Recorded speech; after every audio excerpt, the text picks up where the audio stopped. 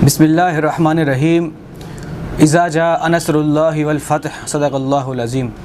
मेरे तमाम देखने वाले नाज़रीन अस्सलामु अलैकुम। मैं हूँ शिराज़ मुग़ल, आप देख रहे हैं मेरा यूट्यूब चैनल। नाज़रीन, आज इस वीडियो में आपको बताऊँगा कि कहीं भी कभी भी तारीख़ के अंदर किसी भी इस्लामी मुल्क की अगर फ़ौज हो, उसको अगर कमज़ोर किया जाए, अगर उसके सामने उसी की आवाम को खड़ा किया जाए या उसी रियासत की रियाया को खड़ा किया जाए तो उसकी वजह से कितना नुकसान हो सकता है। आप तारीख़ उठा के देखें, तारीख़ का मुताला करें तो जब ये हुक्मरान नहीं थे, जब ये इस तरह के सियासतदान नहीं थे जिस तरह आजकल हैं, जिस तरह आजकल इस निज़ाम में सियासतदान हमारे सामने हैं, उस वक़्त भी फ़ौजें थी, उस वक़्त भी हुक्मरान थे, लेकिन इस तरह का निज़ाम नहीं था उस वक़्त। लेकिन उस वक़्त भी अगर किसी मुल्क की फ़ौज को कमज़ोर किया जाए या उस वक़्त भी किसी मुल्क की फ़ौज को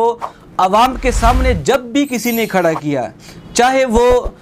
किसी भी मुल्क कोई भी रियासत हो, चाहे वो इस्लामी रियासत हो या कि गैर इस्लामी रियासत हो, किसी भी मुल्क की फ़ौज के सामने जब रियाया को खड़ा किया जाता है, जब उसकी आवाम को खड़ा किया जाता है तो उस रियासत का ख़ात्मा, उस रियासत को ख़त्म करना मुश्किल नहीं होता। आज हालात हाज़रा के अंदर देखा जाए, जिस तरह एक तरफ हमारी आवाम खड़ी है, आवाम को वरगलाया जा रहा है, आवाम को फ़ौज के सामने खड़ा किया जा रहा है, आवाम को बार बार इस चीज़ पे आगाह किया जा रहा है कि हमारी फ़ौज गलत है। मैं सिर्फ यही पूछता हूँ अपनी आवाम से, अपने लोगों से, पाकिस्तानियों से, मुसलमानों से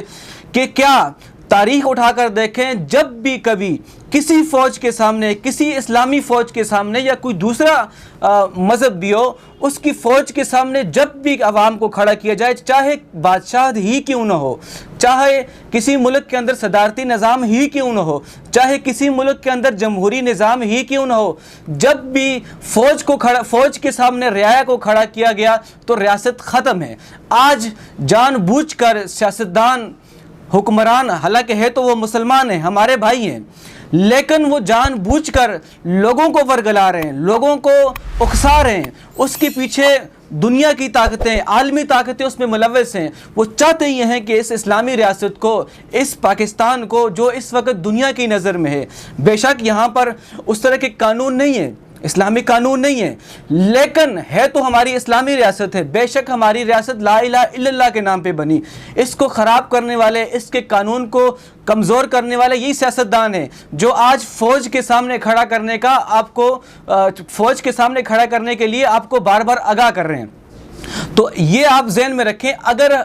ऐसा होता है कि एक तरफ फ़ौज खड़ी हो और एक तरफ आवाम खड़ी हो, कुछ टाइम पहले आप देखें जिस तरह शाम के अंदर हुआ, शाम में भी एक तरफ फ़ौज खड़ी थी और एक तरफ आवाम खड़ी थी। हुआ ये कि उसका ख़ात्मा किया और अमेरिका ने अपनी पे दर पे फ़ौजें उतारी, सबसे पहले उसे अंदर से खोखला किया। जिस तरह आज पाकिस्तान के ख़िलाफ़ प्रोपोगंडे किए जा रहे हैं, जिस तरह आज इस पाकिस्तान के ख़िलाफ़ दुनिया किसी भी तरीके से चाह रही है कि इसको ख़त्म किया जाए। इस वक्त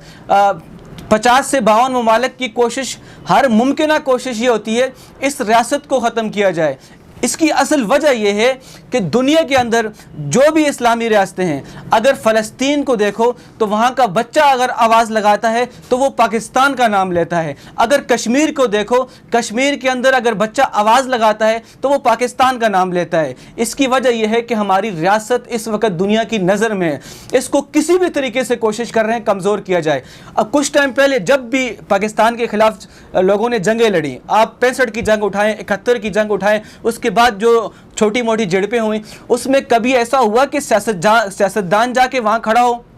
या कि किसी सियासतदान ने जाकर किसी गैर मुल्क के खिलाफ लड़ाई लड़ी हो, या कभी कोई ऐसा काम किया हो सियासतदान ने कि जिसकी वजह से हमारा मुल्क महफूज हो। हमारी फ़ौज ने अल्हम्दुलिल्लाह हर तरह का असला बनाया, हर तरह के मिसाइल बनाए, हर तरह के टैंक बनाए, हत्ता के एटम बम तक बनाया। इस वजह से बनाया कि हमारी रियासत महफूज रहे। क्या सियासतदान जो आज फ़ौज के ख़िलाफ़, इस्लामी रियासत